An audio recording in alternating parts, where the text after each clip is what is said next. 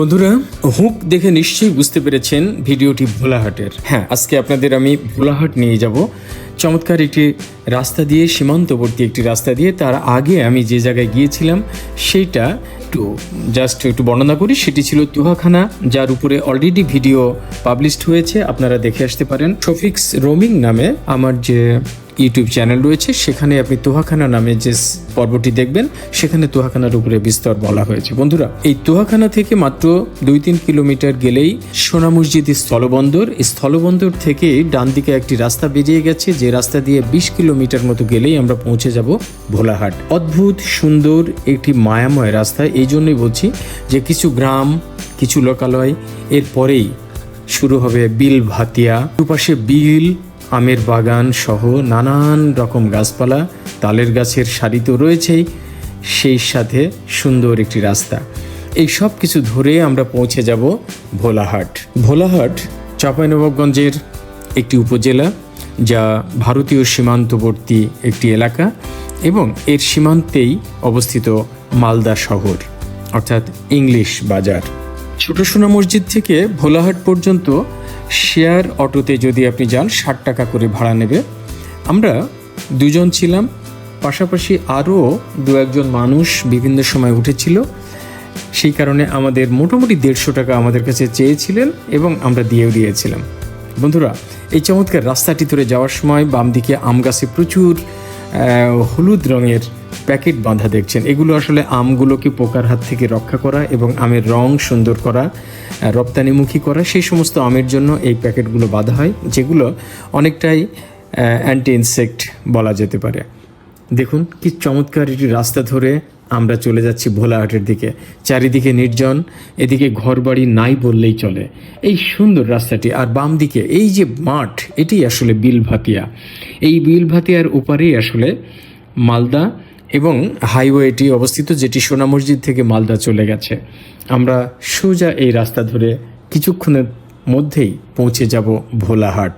আপনারা জানেন, মহানন্দা নদীর তীরে এই ভোলাহাট নগরীটি বেশ পুরনো একটি নগরী বা শহর। এটি যদিও বর্তমানে একটি উপজেলা, কিন্তু বেশ সমৃদ্ধ একটি উপজেলা। আর ভোলাহাট মূলত আমের জন্য বিখ্যাত। বন্ধুরা, বলতে বলতেই আমরা চলে এসেছি একদম ভোলাহাট শহরের প্রাণ কেন্দ্রে। এটি কলেজ মোড় নামে পরিচিত। এখানে বেশ কিছু দোকান পাট, হোটেল, রেস্টুরেন্ট গড়ে উঠেছে। এখান থেকে আমরা চলে যাব সোজা বজরা টেক নামে জায়গাটি, যেটি মহানন্দার তীরে, এবং যেখানে একটি অবজারভেটরি বা একটা চমৎকার জায়গা বানানো হয়েছে, যেখান থেকে ভারত দেখা যায় নদীর পাড়ে। এটি আই লাভ ভোলাহাট নামে চমৎকার একটি মনুমেন্ট তৈরি করা হয়েছে, যেটি সব টুরিস্ট স্পটেই থাকে, এখানেও রয়েছে। আমরা চলে এসেছি একদম বজরা টেকের নদীর ঘাটে। এখানে চমৎকার একটি মুক্ত মঞ্চ করা হয়েছে, মাথার উপরে বিশাল বড় একটি বটের গাছ রয়েছে। অসাধারণ সুন্দর একটি জায়গা এই বজরা টেক। আমি দাঁড়িয়ে আছি একদম নদীর তীরে, বাংলাদেশ অংশে, যেখানে এই যে চমৎকার একটি রেলিং দেওয়া হয়েছে, একটি ওয়াচ টাওয়ারের মতো ছোটোখাটো, বেশি উঁচু নয়, করা হয়েছে, এবং এখান থেকে নদীর ওপারটা চমৎকার দেখা যায়। দেখুন কি চমৎকার করে রেলিং দিয়ে বাঁধাই করে এই সুন্দর রাস্তা দিয়ে গিয়ে ওই ওয়াচ টাওয়ারের মাঝখানে দাঁড়িয়ে নদীর ওপারটা দেখা যায়। এই নদীটির মূলত মাঝামাঝি দিয়ে সীমান্ত রেখা চলে গেছে। নদীর এপারে আমাদের অংশ বাংলাদেশের, আর নদীর ওপারে অর্থাৎ মাঝামাঝির ওপারটা ভারতের মালদা জেলার অন্তর্ভুক্ত বিভিন্ন এলাকা, যেগুলো হলো মুচিয়া, আইহো, মোবারকপুর ইত্যাদি এলাকাটা এই নদীর ওপারে অবস্থিত। এখানে নদীতে প্রচুর মানুষ গোসল করছে, মাছ ধরছে। দেখুন, আমাদের নারী, পুরুষ, শিশু, বৃদ্ধ নির্বিশেষে সকলেই এখানে গোসল করছে। এবং এই যে নদীতে গোসল করার যে অভ্যাসটা, এটা আগে এক সময় আমাদেরও ছিল। আমরাও এক সময় নদীর পাড়েই বাড়ি আমাদের, নদীতে গোসল করতাম, সেটি পদ্মা নদী। কিন্তু আজকাল সেখানে আর যাওয়া হয় না। এমনকি আমাদের গ্রামের কোনো মানুষও আজকাল আর নদীতে গোসল করতে খুব একটা যায় না। কিন্তু এই নদীটি প্রচুর মানুষ, স্থানীয় মানুষ এখানে কাপড় ধুচ্ছে, গোসল করছে, গরুকে ধোয়াচ্ছে, মাছ ধরছে, নানামুখী কাজ করছে এই নদী কেন্দ্রিক। আর বন্ধুরা, এই নদীটির নাম মহানন্দা নদী। এটি শিলিগুড়ি শহরের ভিতর দিয়ে এসে আমাদের তেঁতুলিয়ার নিচ দিয়ে এসে ভারতের ভিতর ঢুকে গিয়ে আবার মালদা হয়ে সোজা এই এলাকা দিয়ে ঢুকেছে আবার বাংলাদেশে। এবং আপনারা জানেন এখান থেকে রহনপুরের নিচ দিয়ে অন্য একটি নদীর সঙ্গে মিশে সোজা এটি চলে গেছে গোদাগাড়ির কাছাকাছি গিয়ে সুলতানগঞ্জ, সেখানে গিয়ে পদ্মার সঙ্গে মিশেছে। এই যে উপরে যে টাওয়ার, ঘর বাড়ি, গাছপালা যা কিছু দেখছেন, দেখুন চমৎকার জায়গাটি। একটু জুম করে দেখা যাচ্ছে, সব স্পষ্ট, মনে হচ্ছে মানুষ হেঁটে বেড়াচ্ছে সেটাও দেখা যাচ্ছে। এই যে অবজারভেটরি বিএসএফ এর, এখানে একটা লাইটের পোস্ট রয়েছে, ওদের ক্যাম্পের ঘর বাড়িগুলো রয়েছে, সব হাতের নাগালে। মানুষ, ইন্ডিয়ান মানুষজন গোসল করছে, ঘুরে বেড়াচ্ছে, সব দেখা যাচ্ছে এত চমৎকারভাবে এই সুন্দর জায়গাটিতে দাঁড়িয়ে। দেখুন এই যে ওপরে যে মানুষগুলো দেখছেন এরা সব ভারতীয় মানুষ, আর এপরে বাংলাদেশ।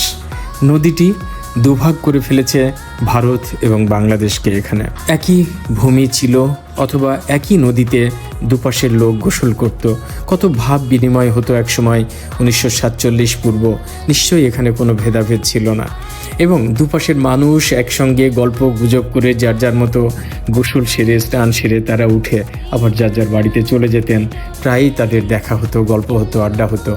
অথচ এই মানুষগুলো 47-এর পরে দুভাগ হয়ে গেল এবং 71-এর পরে আস্তে আস্তে আরও বেশি ভাগ হয়ে গেল। এখন দুদেশের মানুষের দূর থেকে দেখা ছাড়া মুখ দেখা দেখি প্রায় বন্ধই বলা চলে। এই নদীটির সঙ্গেই বাম দিকে উজান, ডান দিকে ভাটি। এই উজানে অল্প একটু গেলেই টাঙ্গন নদী এসে ওই দিক থেকে মিশে একসঙ্গে প্রবাহিত হচ্ছে দক্ষিণ দিকে পদ্মা অভিমুখে। দেখুন হাঁসেরা কি সুন্দর চড়ে বেড়াচ্ছে নদী তীরে। আমি বারবার ঘুরে ঘুরে শুধু ওপরের ঘর বাড়িগুলো জুম করছিলাম আর দেখছিলাম। নেট দিয়ে ধানের জমিকে আটকানো হয়েছে, সম্ভবত ফসলকে রক্ষা করার জন্য, গরু বাছুর থেকে বা কোনো কারণে। যাই হোক, বারবার এখানে দাঁড়িয়ে শুধু ওপাশের এলাকাটি দেখছিলাম, রাস্তাঘাট দেখছিলাম, লোকজনের নড়াচড়া চলাফেরা দেখছিলাম। শুধু মনে মনে ভাবছিলাম, ইস যদি একবার ওপারে চলে যেতে পারতাম, যদি ওপারের ভাইদের সঙ্গে একটু সখ্যতা সৃষ্টি করতে পারতাম, যদি ওপাশে গিয়ে এক কাপ চা খেয়ে আসতে পারতাম, তাদের সঙ্গে বসে দুদণ্ড গল্প করে আবার না হয় ফিরে আসতাম নিজের বাড়িতে। কিন্তু তা তো হবার নয়। পাসপোর্ট ভিসা ছাড়া তো যাওয়ার প্রশ্নই ওঠে না। পাসপোর্ট ভিসা করেও ইদানিং যাওয়াটা একটু দুরূহ হয়ে যাচ্ছে। যাই হোক, এত কাছাকাছি থেকেও এই দুদেশের সীমান্তের কারণে এই মানুষগুলোর মধ্যে কোনো যোগাযোগ হচ্ছে না। এটি সত্যি একটু, যারা ভ্রমণপ্রিয় মানুষ তাদের জন্য খুব কষ্টের, কিন্তু যারা ভ্রমণপ্রিয় নয় তাদের জন্য হয়তোবা অতটা কষ্টের নয়। তারা নিজ দেশকে নিজ দেশ মনে করে শান্তিতে থাকতে পারে, ভালো থাকে। কিন্তু যারা ভ্রমণপ্রিয় মানুষ তারা সীমানা ক্রস করে অপর এলাকার মানুষের সঙ্গে মিশতে চায়, কথা বলতে চায়, গল্প করতে চায়, আড্ডা দিতে চায়।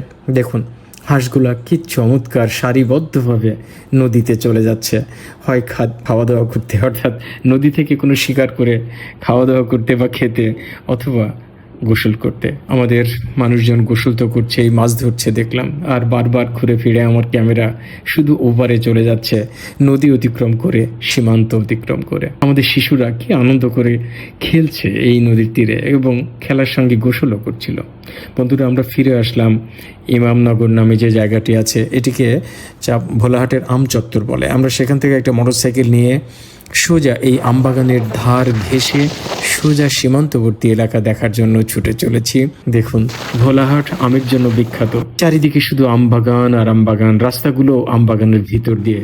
কি অসাধারণ সুন্দর সবুজের মাঝ দিয়ে এই রাস্তাটি, পলিউশন ফ্রি একটি রাস্তা। আমরা একদম ইন্ডিয়ান সীমান্তের কাছে চলে এসেছি। দেখুন এই বাগানের পরেই যে ফাঁকা জায়গা, সেগুলো আসলে ভারতীয় সীমানার মধ্যে পড়েছে।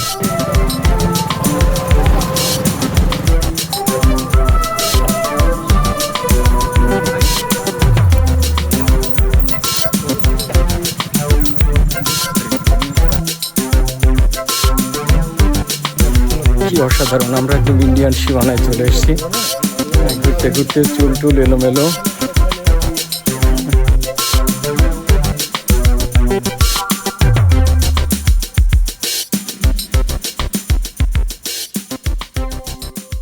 বন্ধুরা দেখুন কি চমৎকার একটি ভ্যালির মতো জায়গা, অসাধারণ সুন্দর ঘাসের একটি উঁচু মাঠের মতো, আর ওপাশে তাল গাছের সারি, আমবাগান তো রয়েছে। অসাধারণ সুন্দর একটি জায়গা, যার বাম দিকে আছে জলাভূমি আর ডান দিকটা ঘাসের উঁচু নিচু চমৎকার ভ্যালির মতো একটি জায়গা, যা না দেখলে বিশ্বাস করা যায় না। খালি চোখে দেখতে আরও সুন্দর, ক্যামেরার চেয়েও সুন্দর। দেখুন আম বাগানের নিচ দিয়ে, নারিকেল গাছ, তাল গাছের নিচ দিয়ে আমরা ডান দিকটায় আরও খানিকটা এগিয়ে যাচ্ছি। আমাদের সঙ্গে স্থানীয় একটি যুবক রয়েছে, সে আমাদের এই এলাকাটা দেখানোর জন্য সঙ্গে করে নিয়ে এসেছে। দেখুন দূর থেকে কাঁটাতারের বেড়া, বিএসএফ ক্যাম্প অনেক দূর থেকে দেখা যাচ্ছে। জুম করে এই জায়গাগুলো খুব সুন্দর দেখা যায়। আপনারা একটু দূর থেকে খালি চোখেই হয়তোবা দেখতে পারবেন। আপনারা এখানে গেলে খুব ভালো লাগবে।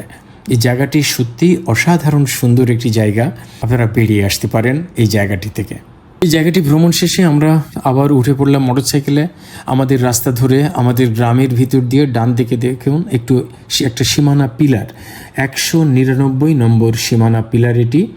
এবং এই পিলারটি একদম বাংলাদেশের বাড়িগুলোর সঙ্গে, প্রায় বাড়ির সঙ্গে লাগানো। আমরা এর পাশ দিয়ে যে রাস্তা, ইটের রাস্তা, বাঁধানো রাস্তা, সেই রাস্তা ধরে সামনে এগিয়ে যাচ্ছি এবং এই রাস্তাটি ধরেই চামুশা গ্রামের শেষ মাথা পর্যন্ত যাওয়া যাবে। আমরা এগিয়ে যাই, দেখি আর কতটুকু যাওয়া যায় বা কি আছে সামনে দেখার মতো। দেখুন গ্রামগুলো অতি সাধারণ, খুব সাধারণ মানের কৃষকদের বা স্থানীয় জনগণদের গ্রামের বাড়ি, তাদের গরু বাছর সব সহ খুব সাধারণ মানের কিছু বাড়ি, আমাদের চিরাচরিত গ্রামের বাড়িগুলো যেমন হয়। আর এই সীমান্তবর্তী এলাকার ঘরবাড়িগুলো আমি যেখানেই গিয়েছি, বিশেষ করে চাঁপাইনবাবগঞ্জ সীমান্তে, সবটাই একই রকম। আমরা এই ঘরবাড়িগুলো ছেড়ে আবার গ্রামের রাস্তা ধরলাম। আমরা চমৎকার একটি পিচের রাস্তা পেলাম এবং এই পিচের রাস্তা ধরে আমরা এগিয়ে চলেছি আবার সেই বাগানের ভিতর দিয়ে। মাঝে মাঝে বাগানের ভিতরে বাঁশের মাচা রয়েছে, সেগুলো অসাধারণ লাগে। মাঝে মাঝে মনে হয় মোটরসাইকেল থেকে নেমে এই মাচার উপরে বসে বা শুয়ে দুদণ্ডের সময় কাটায়। তো বেড়াতে বেরিয়ে সেটা হয়ে ওঠে না অনেক সময় সময়ের অভাবে। আমরা চলে যাচ্ছি সোজা একদম চামুশা গ্রামের শেষ প্রান্ত দেখার জন্য। দেখুন আমরা এই গ্রামের ভিতর দিয়ে একটি বিয়ে বাড়িও চোখে পড়লো। অর্থাৎ স্বাভাবিক জীবনের সমস্ত কৃতকর্ম এখানেই চলছে, এখানে হচ্ছে। আমরা এখান থেকে এই রাস্তায় উঠে ডান দিকটায় আবার ছুটলাম। এই রাস্তাটি কিছুটা ইটের বাঁধানো, অর্থাৎ আমার মনে হয় কাঁচা রাস্তা ছিল, পরে এটাকে ইট দিয়েছে। এই যে একটু পরে পিচের রাস্তা পেয়ে গেছি, পিচের রাস্তা ধরে আবার আমরা সামনের দিকে এগোচ্ছি। সৌন্দর্য কাকে বলে, প্রাকৃতিক সৌন্দর্য কি জিনিস তা দেখার জন্য যদি কখনো আপনি ভোলাহাট আসেন, আপনি সত্যিই মুগ্ধ হয়ে যাবেন। আমার কাছে মনে হয়েছে অসাধারণ সুন্দর প্রাকৃতিক সৌন্দর্য পরিবেষ্টিত এই চমৎকার এলাকাটি না দেখলে অধিকাংশ মানুষ মিস করবে। এটা খুব অল্প দূরে, খুব বেশি দূরে নয়, কিন্তু রাজশাহী থেকে চাপাই মাত্র 49 কিলোমিটার।